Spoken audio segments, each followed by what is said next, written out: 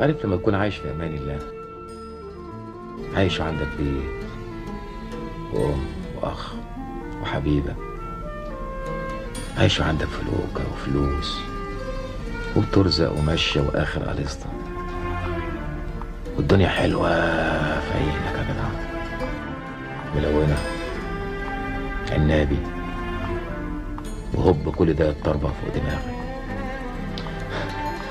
فاهمني؟ طبعا. خاربة مع اسرائيل. كل حاجه راحت، كل حاجه راحت يا جدع، مبقاش فاضي.